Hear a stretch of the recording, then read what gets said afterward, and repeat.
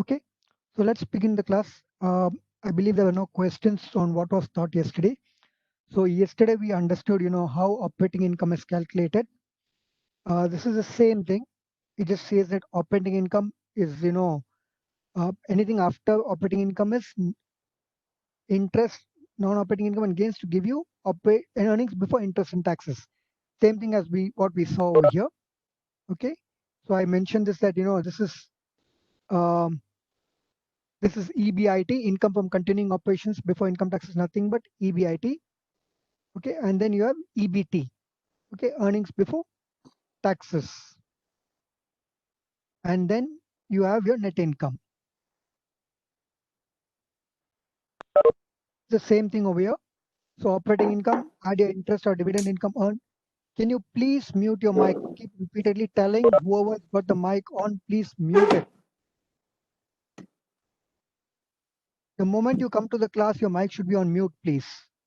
Sewell, I told you this yesterday as well. Please mute your mic.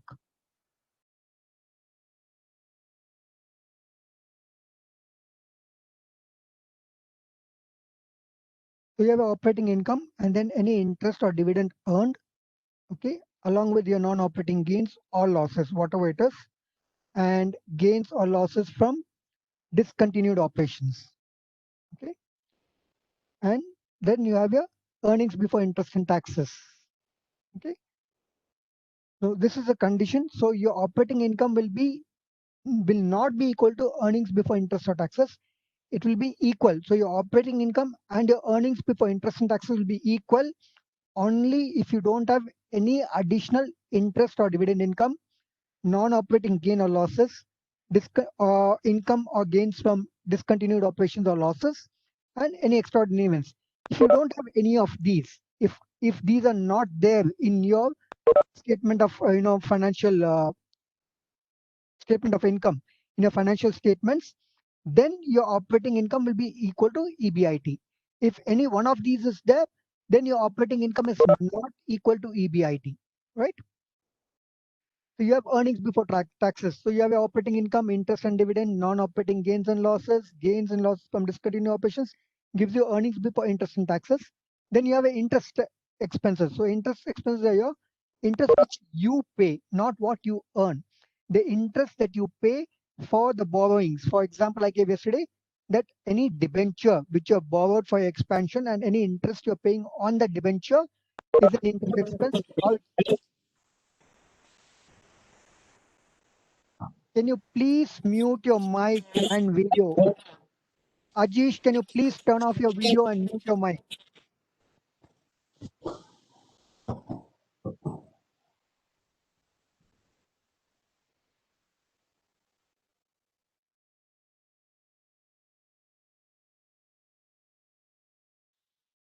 Sorry. So we were talking about earnings before interest and taxes. I was talking about interest expenses. That's the amount of interest you pay on your borrowings. Okay, interest expense is nothing but your payment of interest. So after you pay that interest, you get earnings before taxes. Okay, that's your earnings before taxes. That's about operating income and EBT and EBIT. Why do you need to know what is EBT and what is EBIT? Because when you calculate ratios, some of the ratios are based on this. Okay, you will use EBIT and EBT to calculate some of your ratios. So you should be very clear in what is EBIT and what is EBT. Okay, please ask questions if you haven't understood. Did everyone understand what is EBIT and what is EBT? Did everyone understand the difference between operating income, EBIT and EBT? Yeah, you will need this to calculate the ratios. So please be clear on this. So that's about operating income, and then we'll move on to financial statements. So now, can you tell me why do you have to compare your financial statements? Why is it necessary to do an analysis of your financial statements? And what would you compare? Anybody?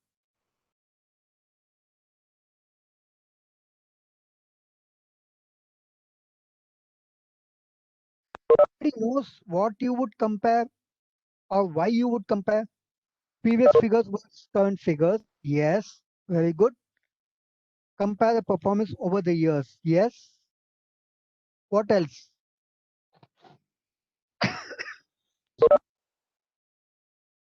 What else?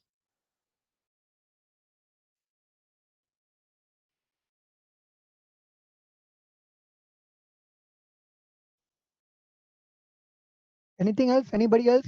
Any other reason why you do a comparison? Okay, we need a base for decision making. Good, right? So why would you compare previous year's figures with this year's figures? Why do you even have to compare? What's the need?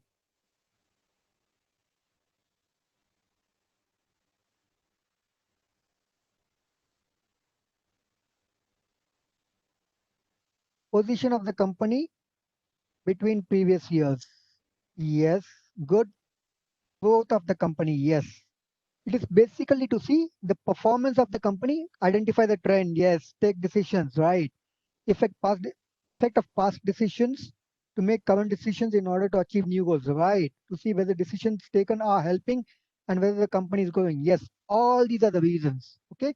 So now whatever you have talked about is a comparison within the company. So you're comparing the previous year's figures with the current year's figures, right? But how will you know how you're performing? Let's say you're consistent over the last 3 years. Your profits or your revenues or your growth has been as expected. Okay, so you expected year-on-year growth of 5%. You're getting a year-on-year growth of 5%. You expected your revenues to grow by 15%. Your revenues are going by 15%. Your profit is expected to grow by 5%. Your profits are going by 5%. Is that all you would look at? So does it mean that the company is really doing well? Though you're meeting your targets of growth, revenue, and profits, do you think the company is really doing well?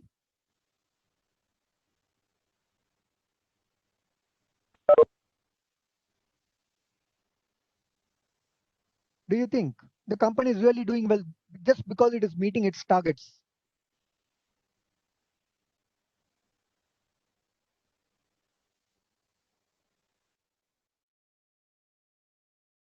Can't be sure. Why can't you be sure? Why is it that you cannot be sure?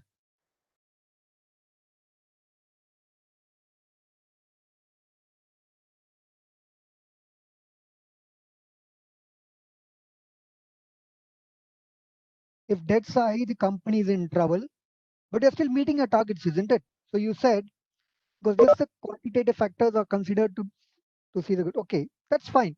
So see what you said is that you want to compare your performance of the company over the past years, which will help you take decisions.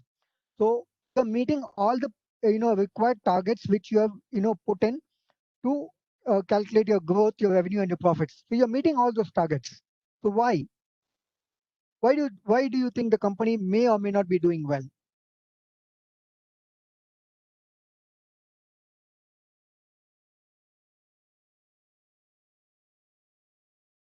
So according to you all, okay, you said, see, when I asked you why do you need a comparison, you told me that the reason you need to do a comparison is to see whether the company is growing or not, to use the past decisions to make current decisions. So I'm telling you, according as per what you have said, your revenues have grown, your sales have grown, your profits has grown, everything is as you targeted. Okay. But why do you still think that how can you be sure that the company is definitely doing well? Think what else could it be that would help you understand whether the company is really doing well or not.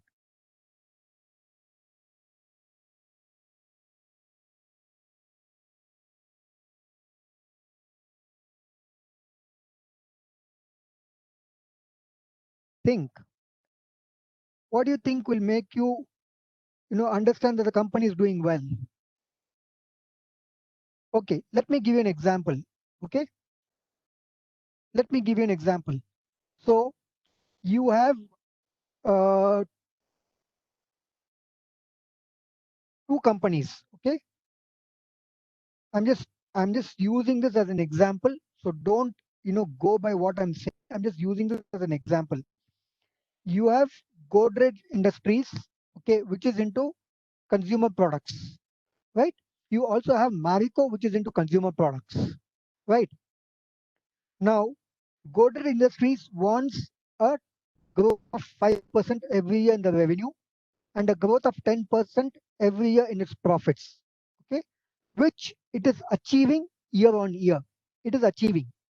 Okay, it is achieving year on year. For the last 3 years, it is achieving that.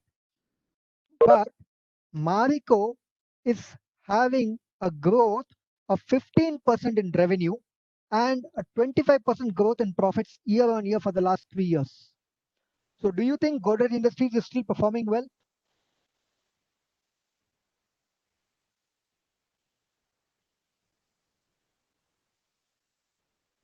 Yes, no. Is Godrej Industries performing well or is it not performing well? It is meeting its target.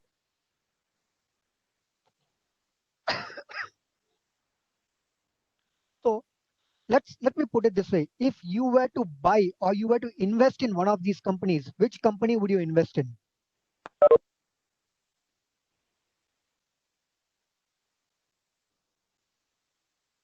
Hello, class, are you able to hear me?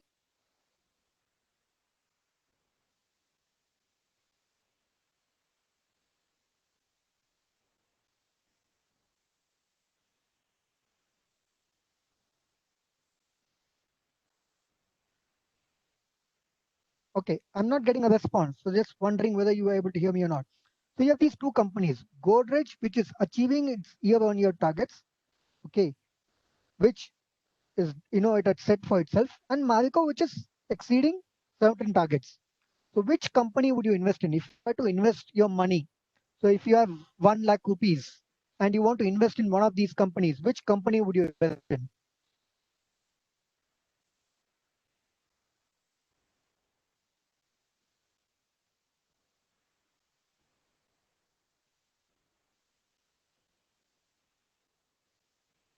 Okay.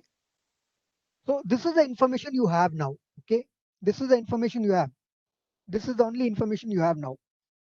All that, see, whatever you're looking at is all secondary. So this is the only information you have now. Now tell me, based on this, which company would you invest in?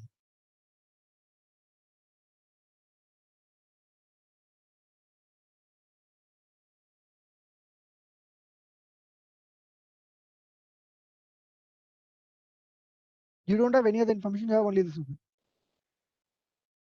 So that is where your financial statements come into picture, because you can compare two companies in the same industry to see how they are performing. So there are certain, discrepancies. There will be certain, what I will say is differences. Okay, because the way one company calculates its depreciation and the way another company calculates depreciation may be different. But given that most of the major things, assuming that the industry is following the same standard, you use financial statements to compare the two companies. Now, let's come to another question. Okay, so I gave you one option. So I told you why you would do the comparison. Now I'm going to ask you another question. The Let's say Godrej Industries has a turnover of only 1 lakh crores. Okay, 1 lakh crores, and Marico Industries, no, let's put it the other way around. Godrej Industries has a turnover of 25 lakh crores, and Marico Industries has a turnover of only lakh crores. How will you compare these two companies? Can you compare 25 lakh crores versus 5 lakh crores turnover? Does it make sense? Are these two comparable? No. Why? Why can't you compare?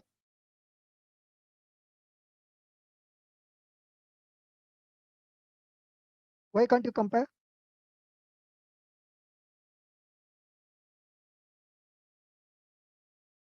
Sizes are different, consistency.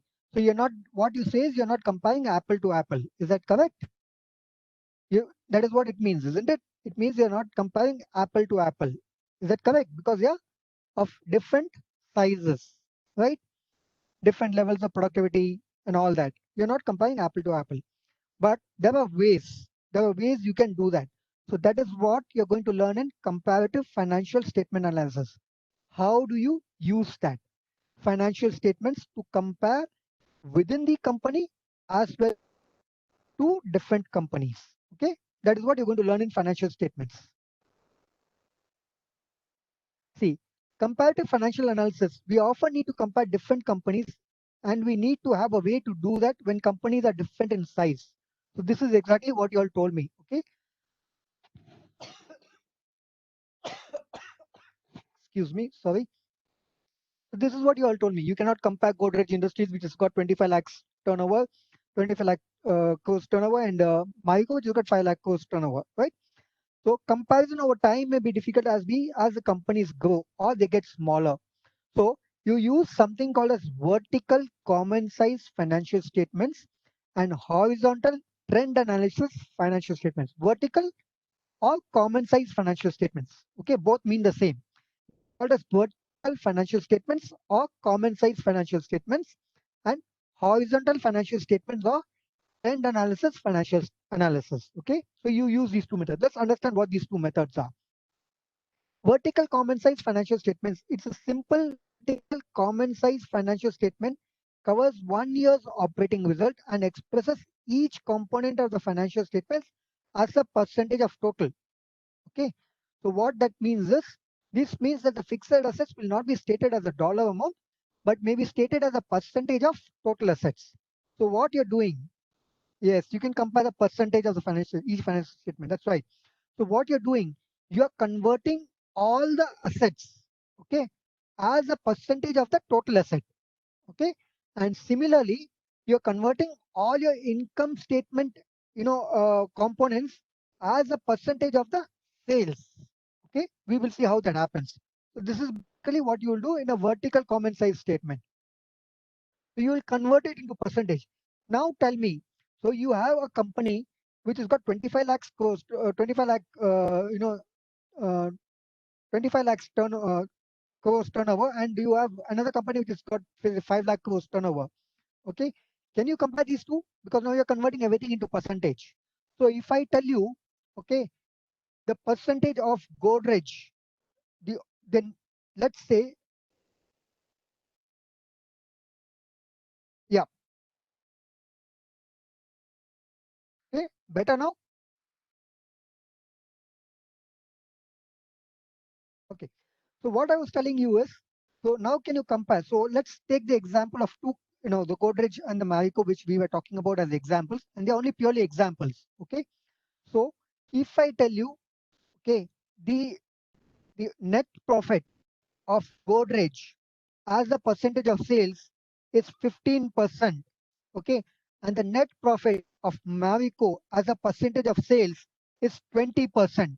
Does it make a difference what the actual net profit is, the actual sales is?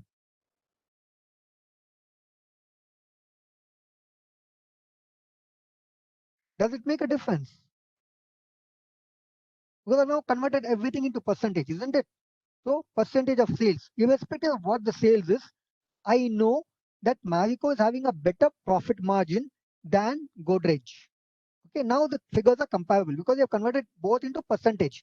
So now you're comparing apple versus apples, right? You're comparing apples versus apples now. So it is easy for you to compare. And you can do this on each level of the financial statement. We will see how that is. Okay, we will see an example. So that is a vertical common size financial. Okay, now let's understand what is a trend analysis or horizontal financial statement. So this is an example of, okay. So you see, everything is converted into a part of the total asset, a percentage of the total asset. So yeah, cash equivalents 2,895 divided by 26,495 will give you 10.9. Marketable securities 14,100 divided by 26,495 will give you 53.2. So you converted everything into it as a percentage of the total assets. Similarly, the income statement. Okay, you're converting everything as a percentage of net revenues or sales. So your cost of goods sold is 3,200 divided by 10,400, which is 30.8%. Your gross profit is 7,200 divided by 10,400, which is 69.2%. So you're converting everything into a percentage of sales. That's an exact what I explained to you. So horizontal financial statements. Horizontal trend analysis is used to evaluate trends over a period of several years for a single business. So vertical is external comparison. Okay, you're comparing your company with either a benchmark company or with the market. okay, to see how you're performing. Horizontal is within your company for different years. Okay, so you are trying to see how you have performed over a period of time. Okay, in your organization. So you took you fix a base year. The base year could be 3 years, 5 years back, and starting from the base year, how have you performed going forward? So horizontal trend analysis is used to evaluate trends over a period of several years for a single business. The first year is the base year. Okay. You could also have a rolling base year. Do you understand what a rolling base year is? Do you all understand what a rolling base year is? Do you all know what a rolling base year is? No. Okay. So let me give you an example. I'm comparing 3 year statements, 2017, 2018, 2019. Okay. 2017 will be the base year. I will see what is my performance of 2018 in comparison to 2017. And I will see the comparison of 2019 in comparison to the year of 2017. So how have I performed in 2018 and in 2019 in comparison to 2017? So when 2020 comes, 2017 drops off and 2018 becomes the base year. So I will compare 2019 with 2018 and 2020 with 2018. So I have a rolling base year every year. Okay. 1 year drops off and a new year, the next year becomes the base year for me. Okay. That's a rolling base year. You can also do a comparison based on the rolling base year, or you can keep your base year constant. You can do it anyway. Okay. Amounts for subsequent years are presented not as dollar amounts, but as a percentage of the base year amount, with the base year assigned a value of 100%. Okay, this approach is also called a index number trend series analysis. So basically, your base year becomes the index year. Okay, and you're trying to see what is the trend after the base year based on the performance of the base year.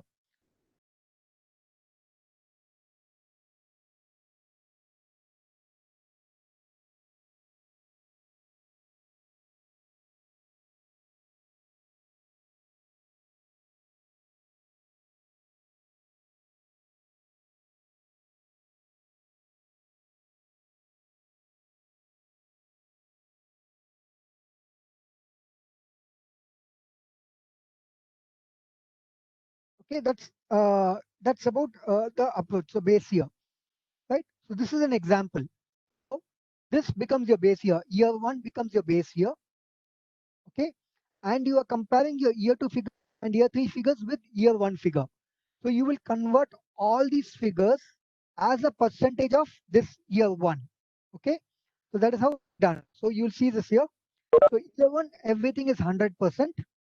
Okay, and then year two, you're comparing. So this figure is nothing but 11,100 divided by 9,900. So you get 112.1%. And then you have 10,400 divided by 9,900. You get 105.1%. So you're converting everything, year two and year three, into a value based on the base year. Okay, that is called as trend analysis. You do the same with your balance sheet as well. Okay, so they've given you an example of income statement. You do the same thing with the balance sheet as well. Now, why would you do it for a balance income statement? I can understand. It talks about your revenue growth, your profit, your income, and everything. But why would you do it with a?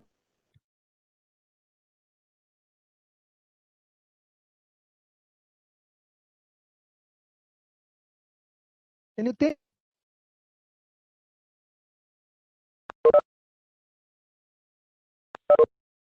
Asset to liabilities. What asset to liabilities?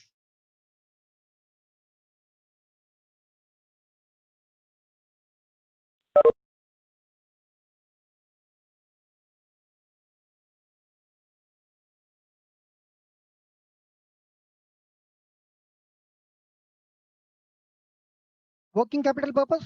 Why do you do need a comparison to do a working capital purpose?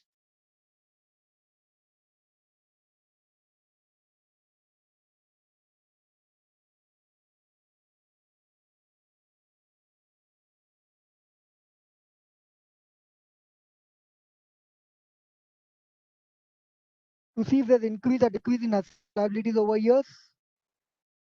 Okay. Right. What else?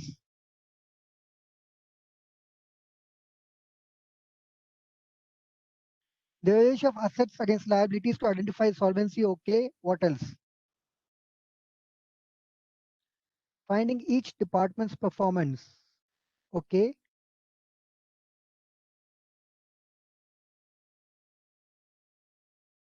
what else do you think can help?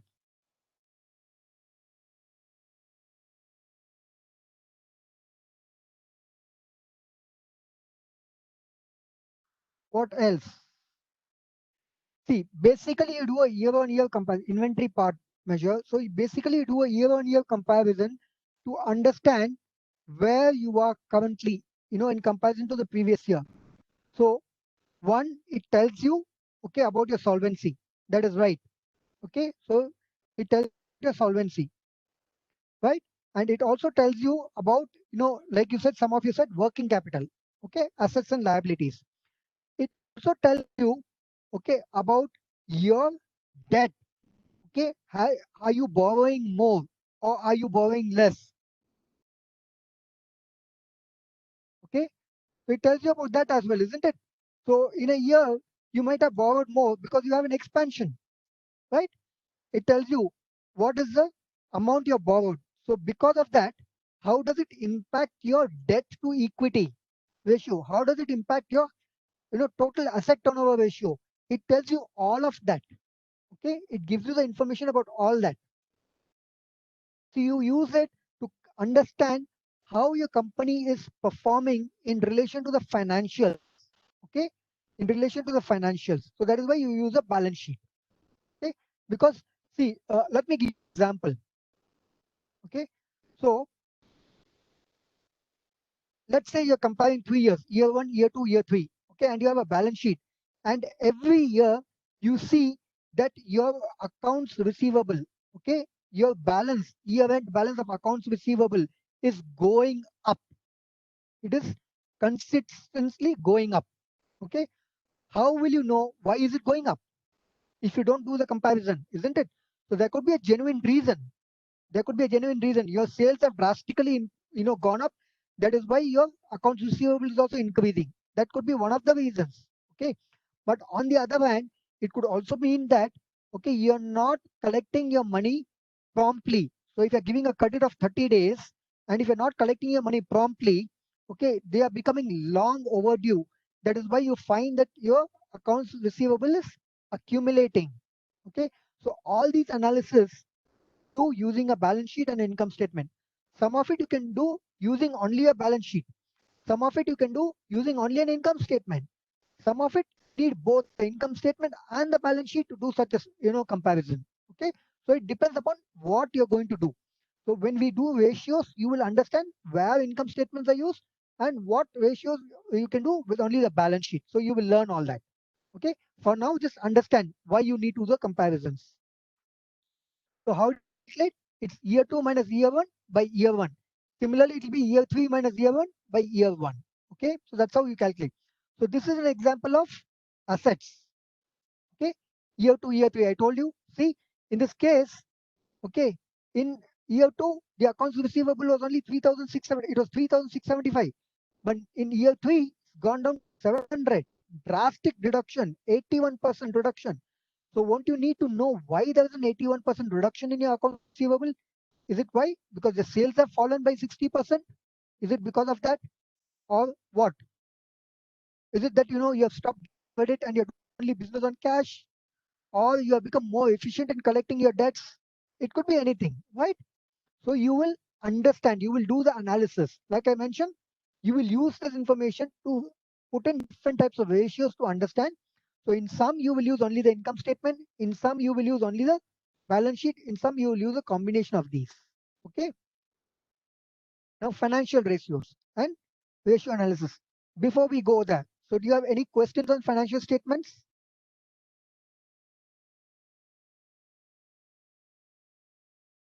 Any questions on financial statements? Anybody has any questions?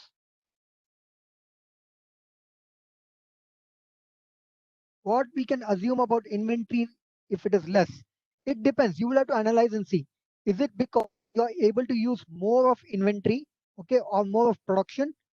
Okay, so your product, if your inventory is remaining at same level, but your production has gone up, okay, That means you will consume more inventory, isn't it? You will consume more inventory. I'm talking about raw materials. Okay, I'm talking about raw materials.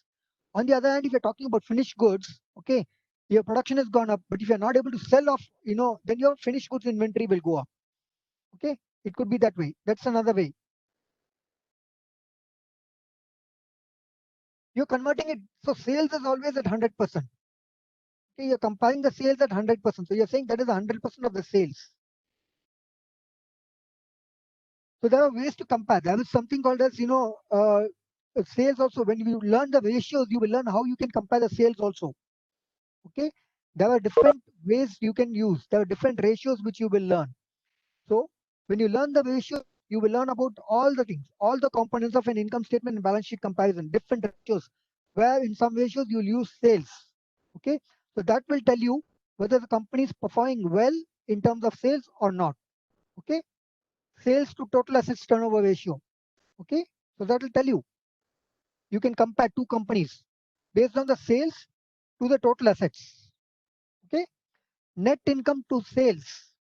So you can use ways to compare. So there are different ratios which will tell you that. So when you start learning ratios, you will learn all of that. Please hold on. Don't jump guns. You will learn all that. For now, just understand what is being explained. So right now, I'm only telling you the basics of what it is. Okay. As and when we go into one of each of the ratios, you will understand how they are used. There are different ratios. Now just hold on to that. Okay. So do you have any questions on financial statements before we go into ratios? Do you have any questions on financial statements?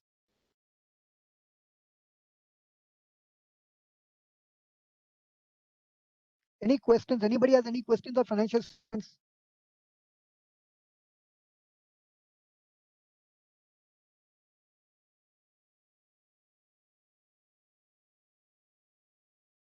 Nobody? No questions? Everybody is clear on it? So please remember, you should know how to calculate operating income, EBIT and EBT. You should know that. Okay. So let me see what else is there in this.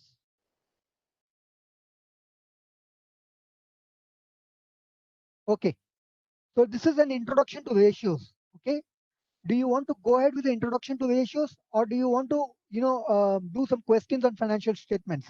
The choice is yours.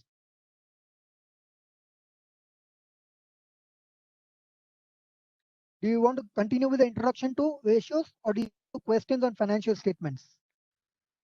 I've got one question. So it's a majority which always comes in the class. So please respond what you want to do. 3, 4, 5, 5. I've got about 6, 7, 8. Okay, so that gives me a majority. Okay, so let's do some questions. Okay.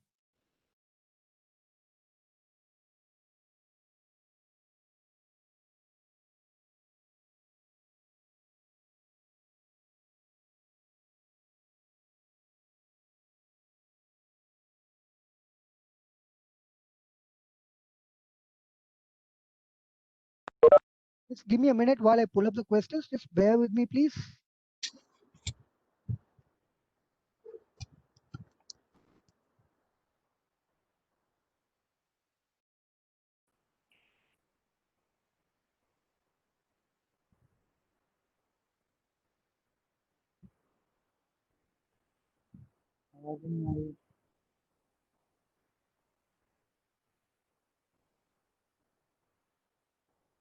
Okay.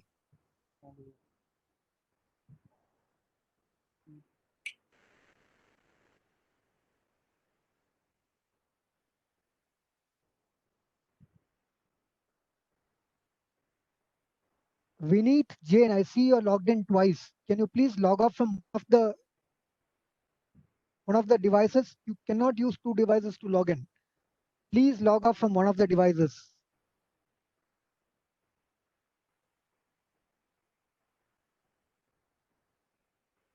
Students, let me make it clear. Please use only one device to log in. Do not use two devices to log in.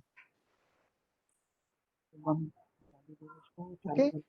And to come to the class, please ensure your mic is muted and your video is turned off. I'm not going to keep repeating this. Next time I see somebody whose mic is on or the videos is kept on, I will just expel them from the class. It's a lot of disturbance for me. Okay. Please ensure when you come to the class, you log in with your name, you turn off your mic. Unless until you are asked to do so, do not turn on your mic and keep your video off. Right?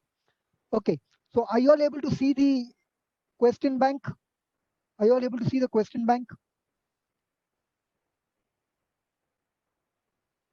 Is everyone able to see the question bank? Okay.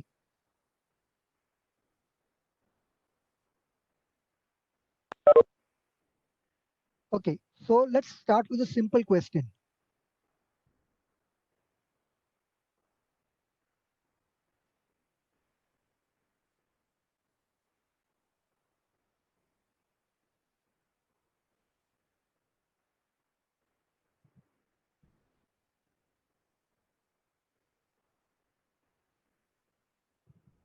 Okay. So this is the most simplest question. Question number 1. Can you all try to answer question number 1, please?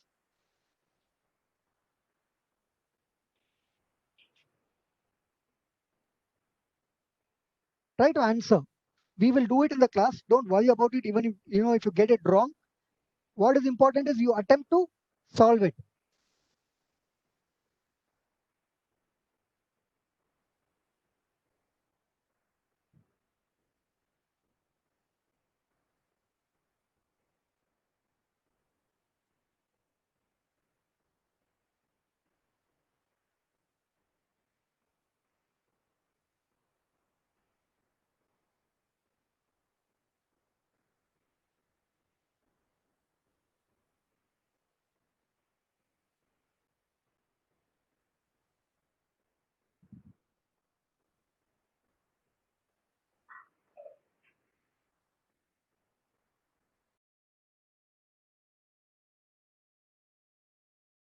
B, the common size trend is in sales is increasing and resulting in an increasing trend in common size gross profit margin.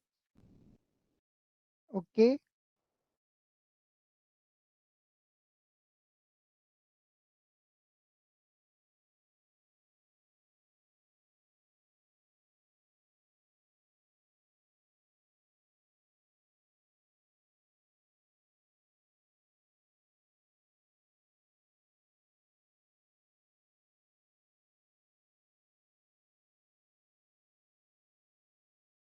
Anybody else has any other answer?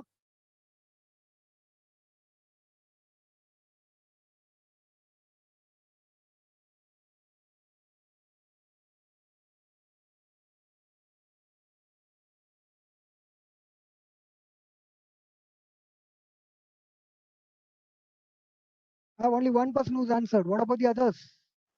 Make an attempt. Think, analyze. What do you think it could be?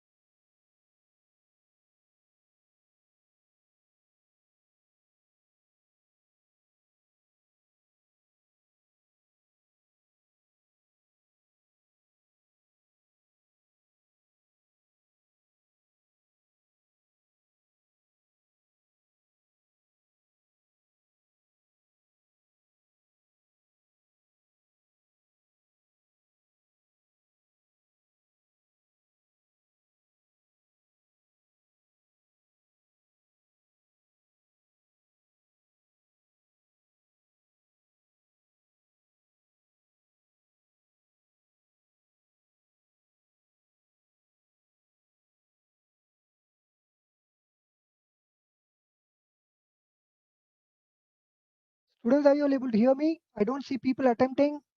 A, COGS is increasing, thus GP is decreasing. Okay, what about the others? Make an attempt. B. B.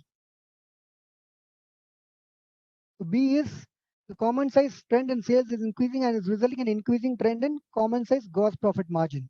Okay. Now, what I would suggest, so I'll give you an example or I would give you a hint. Okay. Convert everything as a percentage of sales. Okay. convert everything as a percentage of sales. So sales is 100%. Convert cost of goods sold as a percentage of sales. Convert gross profit as a percentage of sales. Do that.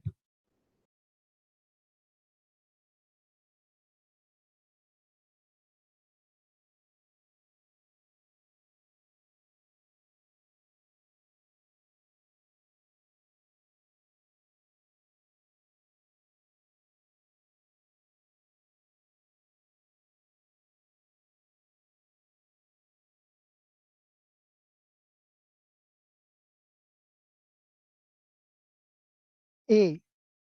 Okay. So when you put your option there, please put a reason why it is A. Okay. Or B or C, whatever is your option. Why do you think it is A, B or C? Put a reason that convert all your cost of goods sold for each year as a percentage of sales. Convert your gross profit as a percentage of sales.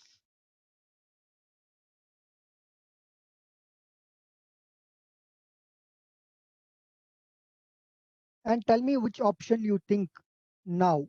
So I've given you a hint. And tell me which option you choose and why.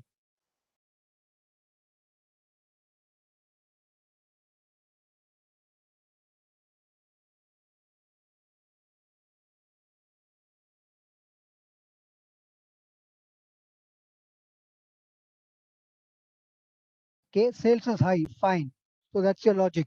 So you're saying it is B. Okay. What about the others?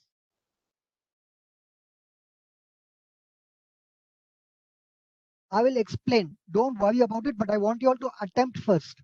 It's very important you apply your mind. What concepts I taught you, you try and apply that in solving this problem. Okay? We will come to the correct answer, but apply your mind. Sales is high. What about the others? What reason do you think?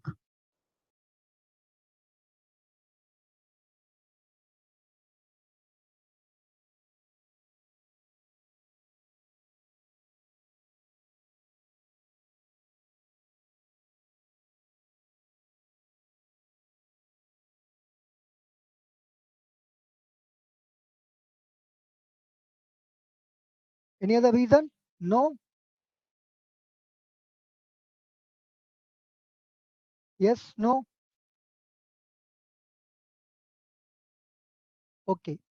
GP as a percentage of sales is decreasing. Okay. So what does that mean?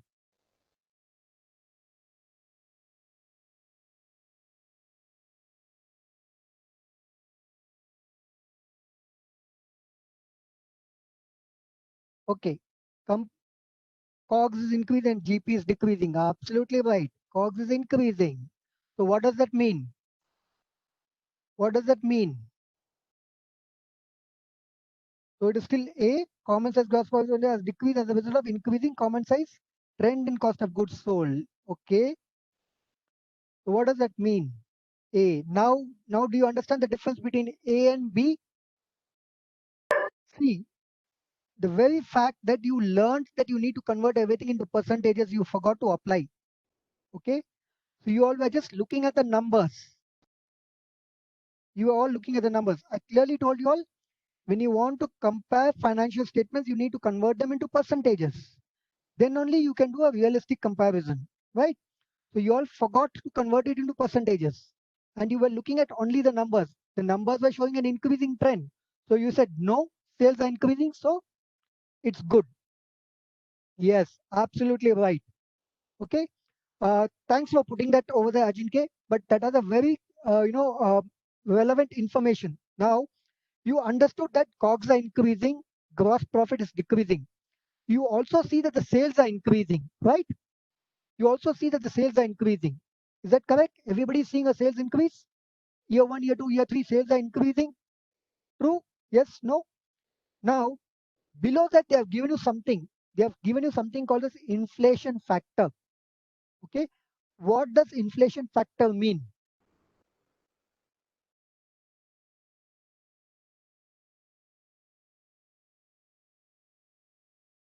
What does inflation factor mean?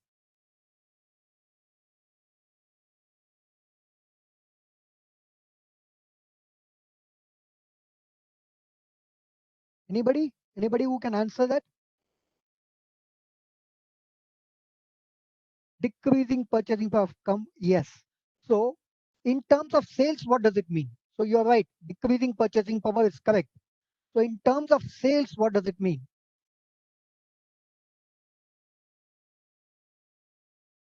In terms of sales, so let me tell you what it means. Okay, so let us assume the inflation factor is 1 or 100, whichever way you want to take it. Okay, 1 or 100, you can take any one of these. So if you're able to sell one pen at 100 rupees today, okay, you're able to sell a pen at 100 rupees today. If the inflation goes up by 3%, you will sell that pen for what rate next year?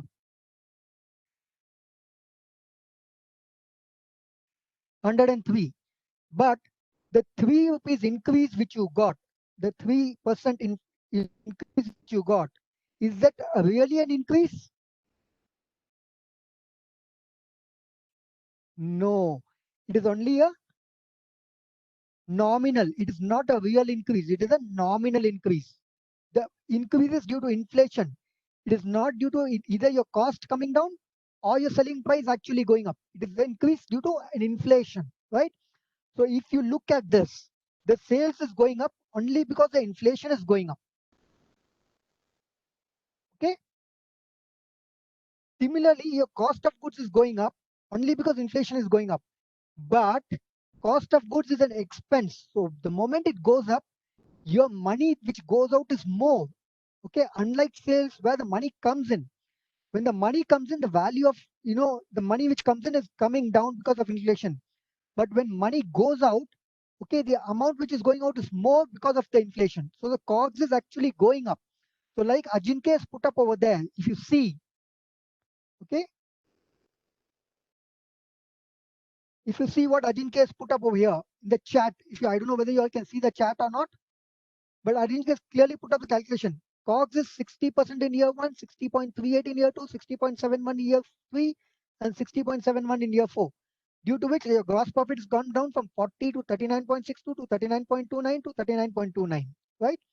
So your cost of manufacturing or cost of producing is going up due to inflation, but at the same time the revenue which you're earning, okay, is also going up, but the inflation is eroding away the increase which you are getting. The money which you got, extra money which you got, is getting eroded away by the inflation.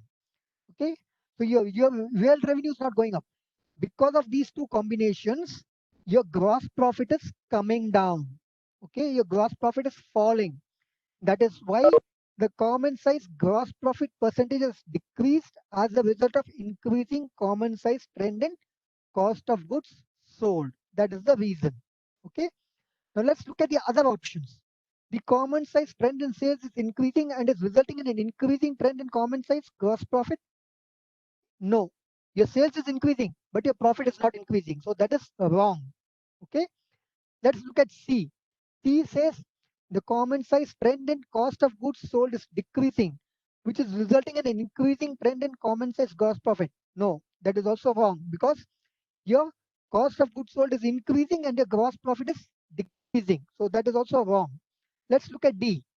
D says the increasing trend in common size gross profit percentage is a result of both increasing trend in sales and decreasing trend in cost of goods sold, which is again wrong. The sales is increasing, okay, but the cost of goods sold is not decreasing, and neither is your gross profit. Now, if you look at the options, okay, if you look at the option is giving you a clue. The clue is the common size gross profit percentage. So you have a clue over there, percentage. So the moment you saw this question, you should have converted all the figures into percentage to analyze it, which nobody did. So these are the things which you will learn in the class. Okay, nobody will teach you these. Okay, these are the things which you will learn in the class. How to pick information, how to see what information is relevant for your question, and how to crack the question. The question is, the answer itself is giving you a clue. It is every option you look, okay, it is talking about percentage. Okay, so there is a percentage. It's giving you a clue. So you should first convert everything into percentage before you do your comparison. When you do that, you will find your answer. Yes, it is written using vertical com. So that's another clue. That's another clue. Vertical common size analysis. So that's another clue. Okay. So even if you miss that clue, your answer is telling you what percentage. So that should give you a clue that you need to convert everything to a percentage. So there are two clues. One, like rightly Gunjan mentioned, that it's asking you to use vertical common size analysis. So nobody did that. Everybody was only looking at the numbers. And the second, the answer is giving you a clue of using the percentage. So you should have converted everything into percentage before you did the analysis. So these are the things which you will learn in the class. Okay. Did everyone understand the correct answer? The correct answer is option A. And did everyone understand why it is option A?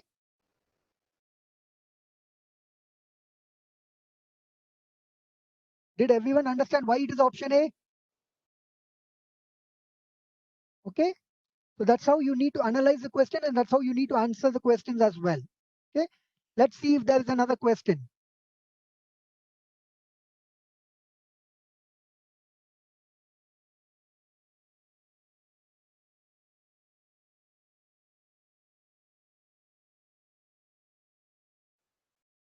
Okay. You haven't yet learned to calculate working capital.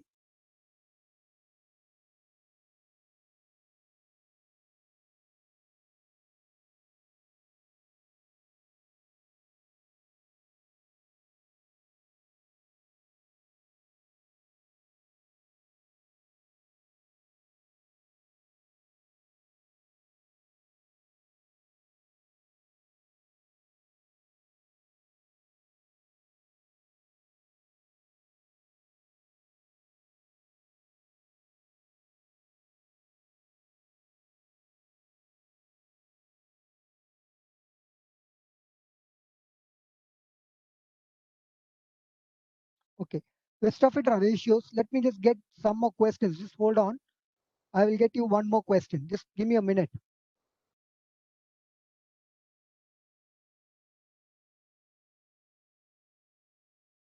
Okay. Just give me a minute and I'll get you one more question.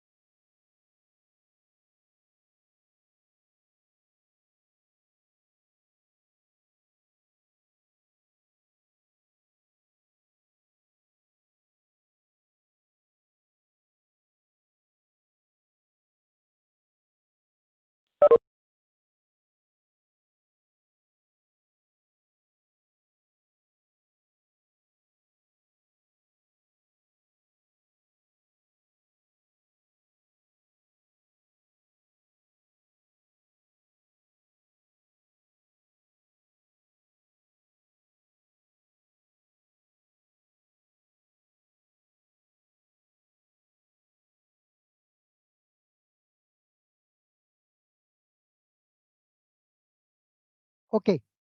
Can you see a Word document?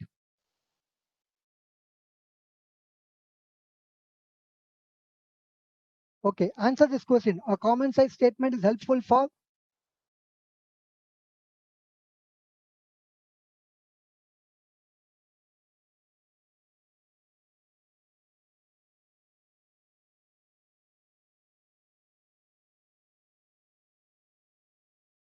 Answer this question and I'll find you some more questions.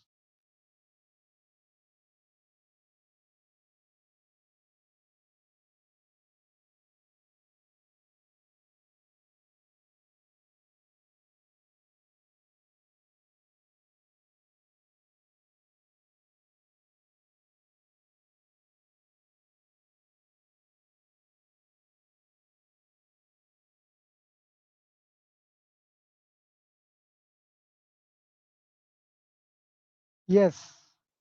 In comparing companies of different sizes.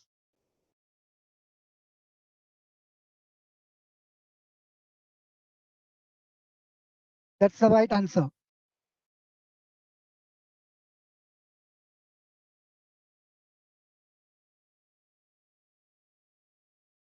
Okay, let me find you one more question. Just give me a minute.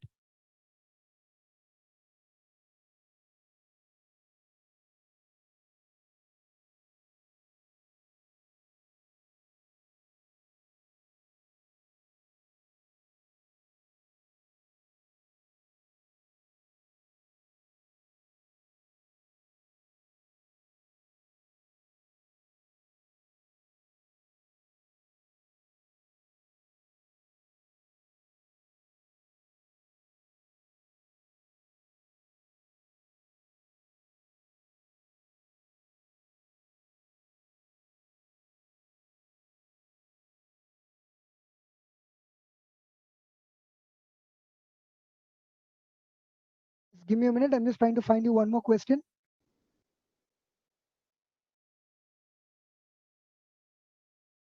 Okay. On common size, that is the only question. There's one more. I will give that to you. Okay. Uh,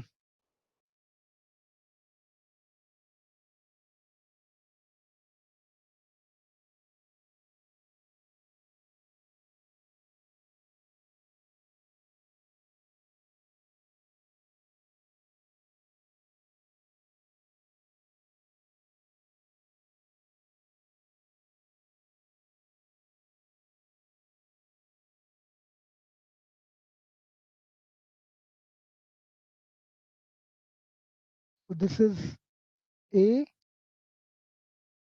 this is B, this is C, this is D. Okay, this is another question.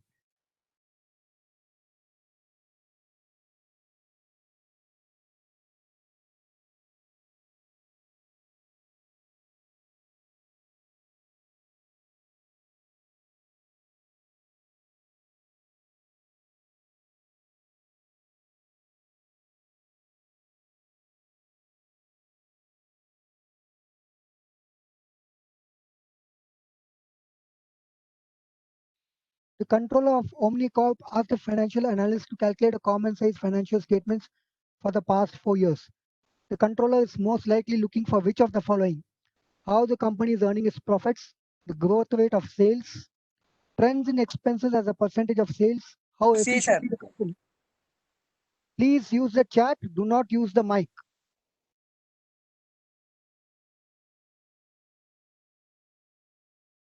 Yes, C is the correct answer because trends in expenses as a percentage of sales. You're converting everything into percentage. How efficiently the company is using its assets. So again, it's C. The correct answer is C. So this is how you analyze. Now, did you all understand how to analyze the question now? So this is how you need to analyze the question and answer the questions. Okay, that's in common size statements. It's a very simple topic, so there's nothing much to do in that. Okay. Uh,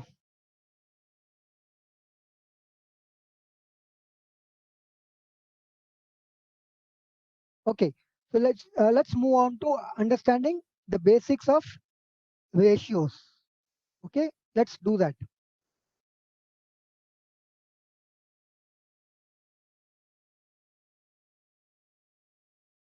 Where's the PowerPoint? Okay.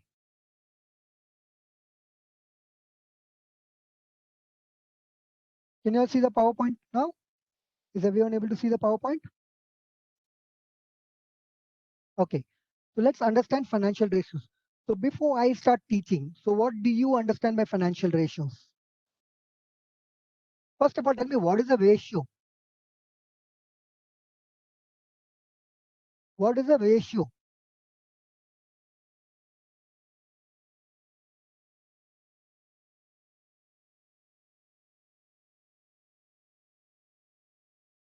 What do you understand by ratio?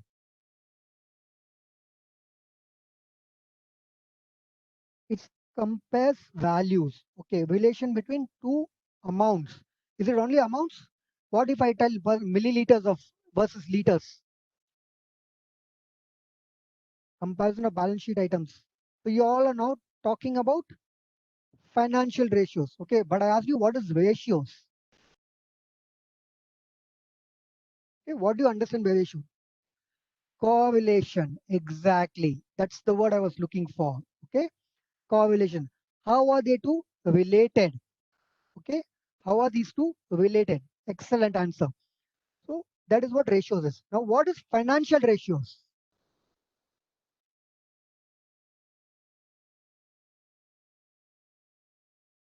Okay, financial ratios is nothing but how two financial items are related. Okay, in what proportion, in what way are they related? Okay, that's financial ratios. And ratio analysis is nothing but understanding what the ratios are telling you. Okay, that is ratio analysis. So when you do a ratio, for example, when you do a liquidity ratio, okay, liquidity ratio will give you a number. Liquidity will tell you how the current assets and current liabilities are related. Okay, is it positive or negative? May not be. Okay, but it will tell you a number, or it will tell you a figure. Okay, it will tell you something. Now when you understand what the resultant is, so we call the answer as a resultant. When you know the resultant of the ratio, when you understand what the ratio is telling you, you are able to take decisions based on that information. Okay, that is ratio analysis. So you are trying to understand what the numbers are telling you. When you look at liquidity ratio, and if the liquidity ratio is, let's say, 1.5, okay, example, it says 1.5. What it means is you have 1.5 times more assets than your current liabilities, okay, to pay off your liabilities. So when you understand that number, what it tells you is that you have enough, you have 1.5 times the value of your liabilities in the form of current assets, so that those current assets can take care of your current liabilities. That is what liquidity ratio is. Okay, so those numbers tell you how they are related and how you can use that number to take informed decisions. Okay, now the decisions could be either internal, or it could be somebody from an external point of view who's taking the decisions. So if I was investing in a company, and if I look at a liquidity ratio, if it is below 1, it means that the company has a problem of paying off its current liabilities. It's got a cash flow problem. It has got a current liquidity problem. Okay, it will tell me that. So there is a potential that the company may not do well in the future. Or even if the company is doing well, it could run into cash crunch or liquidity crunch. Okay, those are the things which you can get by analyzing the ratio.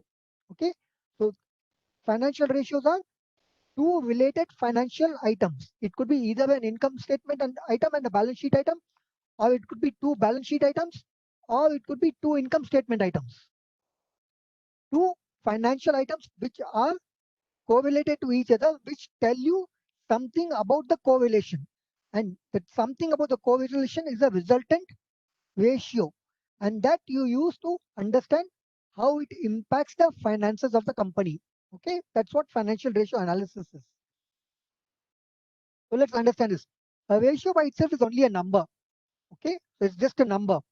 In order to have value, it needs to be put into context. It needs to be compared to the same company over time, other companies, management expectations. So the ratio will tell you, but compare it with something for it to be more relevant. So how do you compare? You compare to the same company over a period of time. That is what your horizontal analysis is. You can do even a horizontal analysis with ratios. Okay, not only with percentages, you can do even with ratios and a horizontal analysis. With other companies, it's a vertical analysis. Okay, you can do even vertical analysis with ratios. Two companies compared. Management expectations. Management expectation is nothing but your benchmark. Okay, your predetermined strategic visions. So your expectations of what you wanted to achieve and what you have achieved, or where you are in the current level. So you need to compare that. Ratios based on accounting data. Different accounting methods will give slightly different ratios. but they will tell you more or less the same story. Okay, the accounting method. So to use an example, okay, if you're using a straight line depreciation versus a accelerated form of depreciation, okay, it will give you a different ratio because your net profit will be different, but more or less the story will be the same. Okay, it will tell you the story, the end story will more or less be the same. Different accounting methods will give you slightly different ratios. The use of historical cost will cause some ratios not to reflect current value. So you need to be very aware of this. The use of historical cost. What do you mean by historical cost? The original purchase price. Okay, so all the original cost will cause some ratios not to reflect current values. Can you give me an example? Can you give me an example of a historical cost which will cause some ratios not to reflect current values? Think of an example. Can anybody think of an example?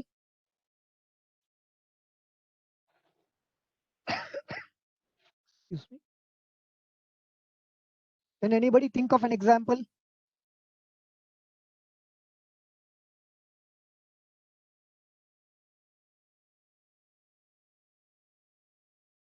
Depreciation. In what way?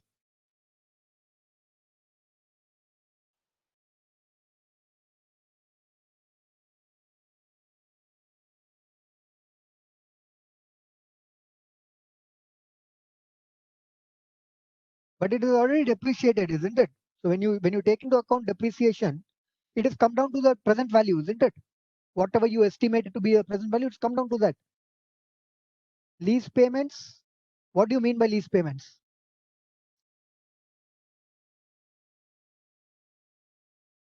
Rent. In what way? Rent is an expense. So you just if lease payment, if you're talking about operational lease, it's a rent, it's an expense.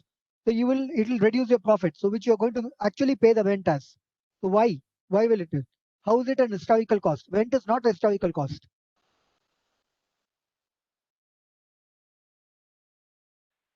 Think simple. Think very simple.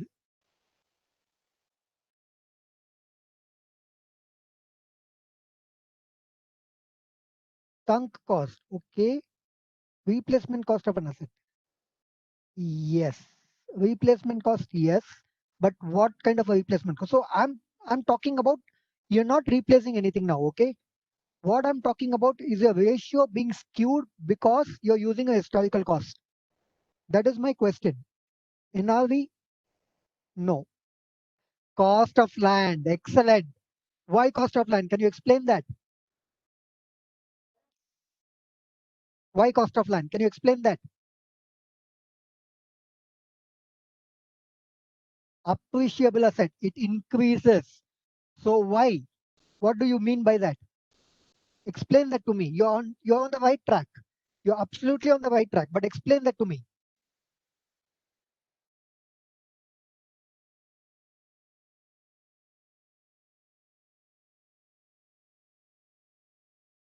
Use imaginary figures. I have no issues. Use imaginary figures, but explain. It is easy if book value and correct. That's right.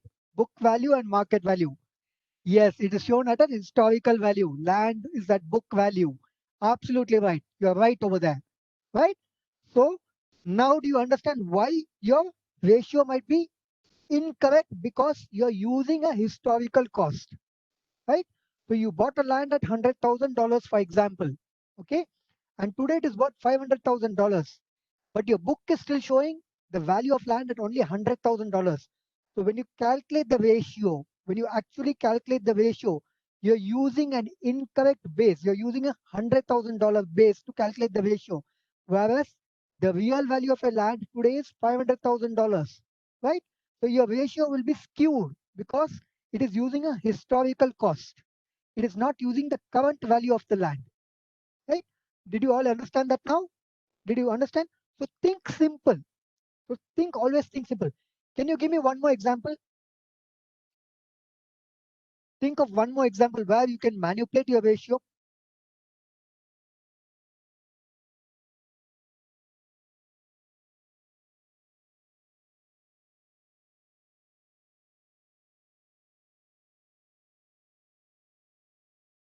Think one more example. Market securities, shares. Okay, those are market related. So we are talking about historical cost. Market securities are always, revalued at fair value. So every year you will value them at fair value. So it cannot be. You are bringing them to the market rate. Fair value. Last part one, people learned that. Okay, securities fair valued. Fair value or cost, whichever is lower. You always learned that. So you're bringing them down. What else? Think of something. Again, that is something which you learned in your part one. Think.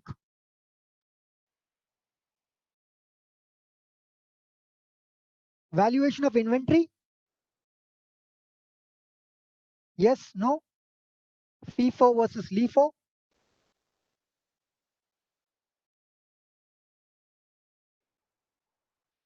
Can you manipulate? Right? You can manipulate, isn't it? How you value your inventory, FIFO or LIFO. You can manipulate that, right? But there is a check in place to ensure such manipulations do not happen. The US, law has got a check in place. It says if you adopt FIFO, all along you have to use FIFO only. So you cannot use it as easily as you think. But there is scope. Okay, it can be manipulated in certain extent or in certain situations. Okay, so it can be done, but there is a check in place. Externally, it is very difficult to do it, but it can be done. Okay, so that's another example.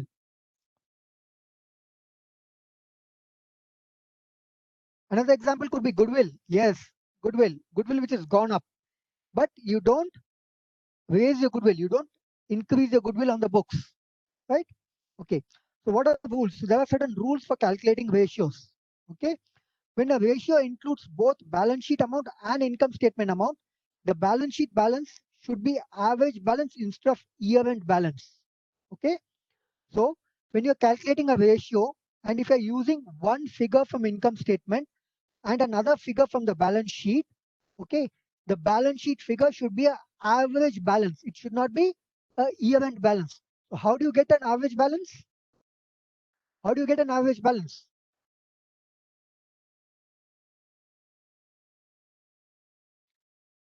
Opening plus closing divided by 2. Yes. Okay.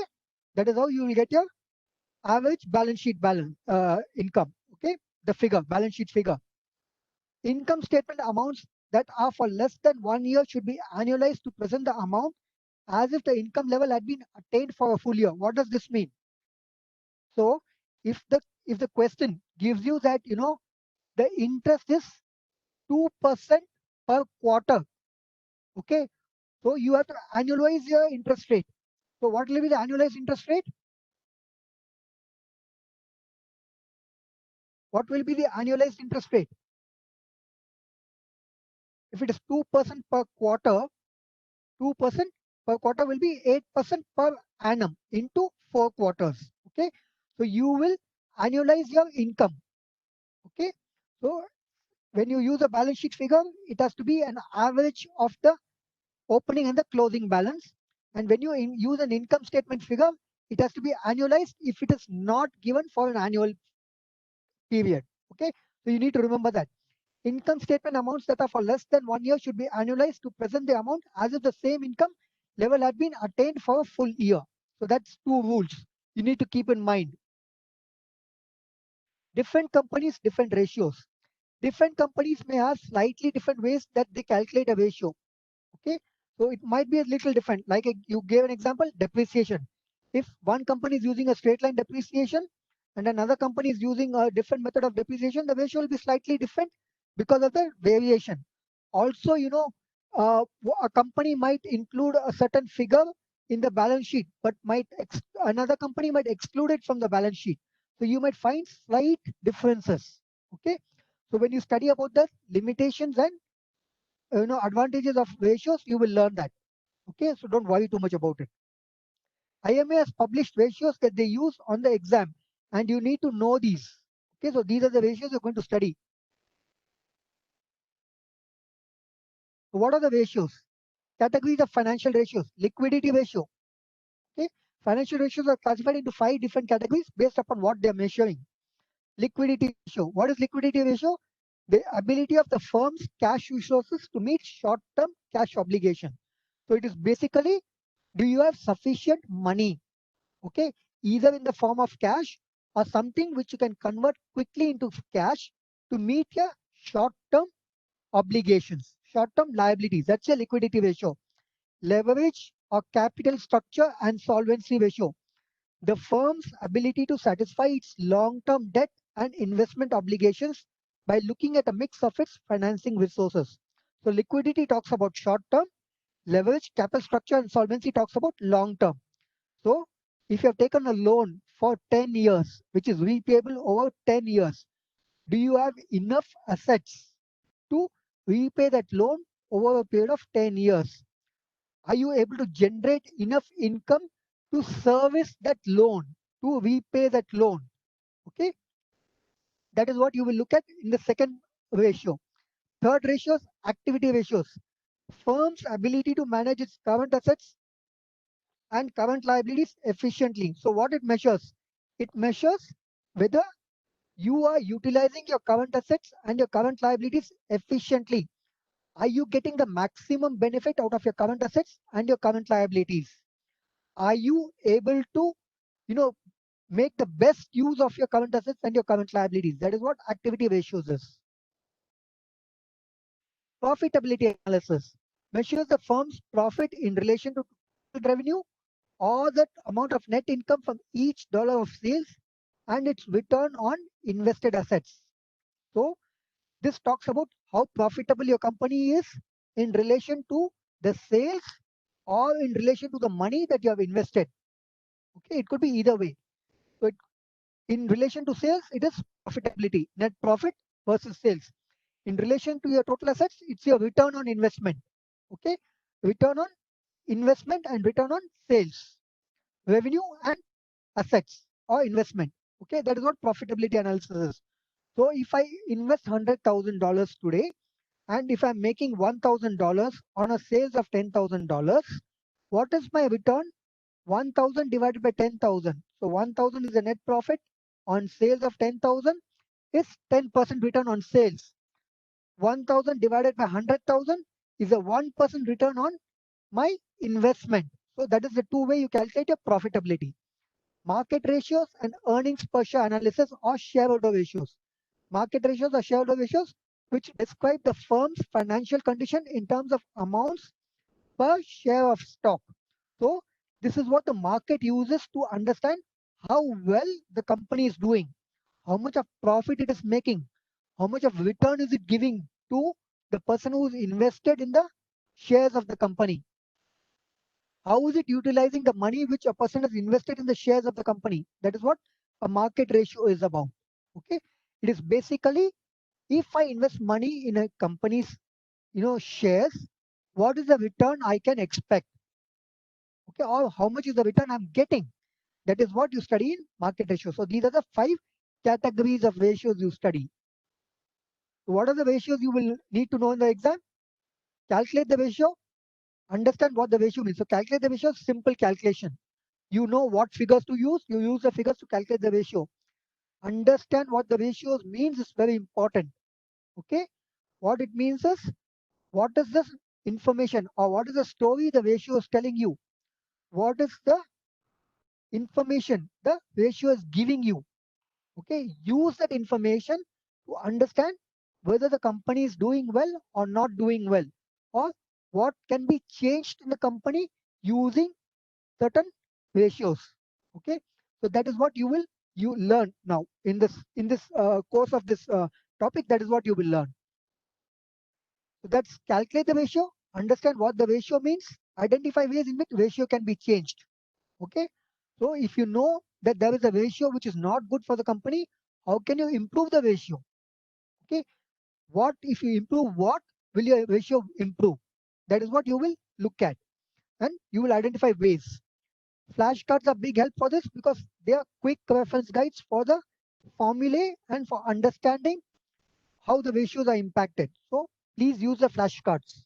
Okay, at the end of this, I'm not going to share it now, I have got it ready. Okay, at the end of this section. When section A is complete, I will send you a consolidated document of all the ratios. Okay, you can use that to keep it handy with you. It's in one document, all your ratios will be there. Okay, I have created that for you. It is nothing that I have created. It is just that I've taken it from the textbook and collated it together. That's it. But it will be helpful for you because you can keep everything handy with you. I won't share that now with you, but I will share it after section A class is over. Okay, right? Because if I share it now, you people will just look at it and use it. You will not understand what it means. So for now, I will not share it. I will share it at the end of section A's training or classes are over. That's about ratios introduction. Any questions? We have come almost to the end. We have about 7 minutes. Any questions? Any doubts on what we studied today? Anybody wants to ask me anything?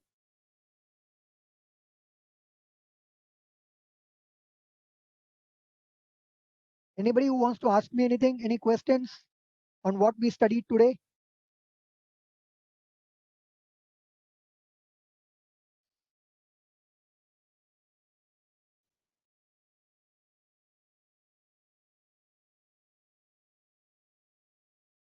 No questions? That means everybody has understood everything or everybody has not understood anything. Which of these is it? Good for now. Okay, understood. Okay, so this is an important topic. It has a lot of weightage in your exam. Please go back today and revise whatever you learned today. It's a very important topic. It has a lot of weightage. Okay, please go back and revise. Any questions, any doubts? If not, we will end the class here. Could ratio analysis reveal manipulations of a financial statements? Sometimes yes. Sometimes yes, but not always.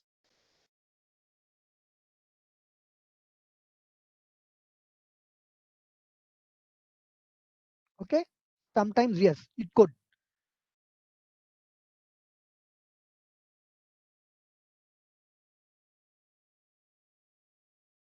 Anybody else? Any other question? Is liquidity ratio and operating ratio same? No. Operating ratio, what do you mean by operating ratio?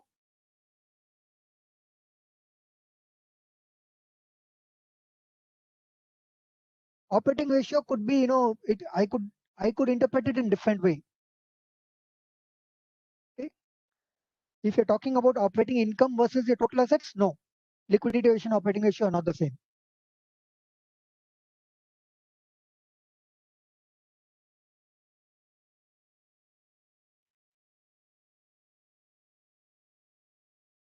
Anybody else? Any other questions? Okay, we have two people who have joined the class today. But I'll just ask them to quickly introduce themselves before everyone leaves. Uh, Ajish Uman. Am I pronouncing your name correct? Ajish Uman. Okay. Ajish, can you please unmute? Okay, let me introduce myself to you before I ask you to introduce yourself. My name is Sanjay Ramchand. I'm a faculty with Uplift. Uh, uh, I I teach CMA course over here. I teach part one, part two, both, depending upon what topic is given to me. I am one of the toppers of the CMA course. I completed the CMA course in 2016, and I have more than 15 years of work experience. I am based in Bangalore, India, and I'm currently working. So, Ajish, can you please unmute your mic and introduce yourself? Tell us what your name is, where you're located, what you have studied, what you're currently doing.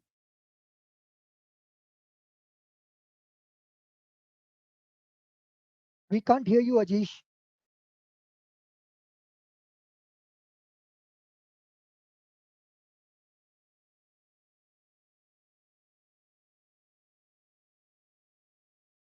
Ajish, for some reason, we can't hear you.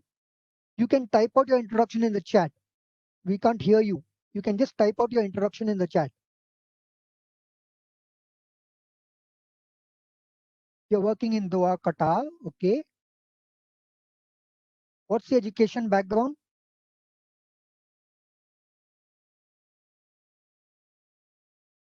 finished your master's in finance. So is that MCom?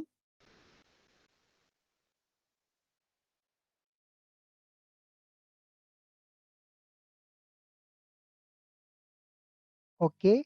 And are you, so how many years of work experience have you got? 15 years of work experience. And what, I think you're audible now if you want to talk, Ajish. I could hear some noise. And what's your expectation from this course? What are you looking for in this course? Why CMA? Why did you choose CMA? Any reason, any particular reason?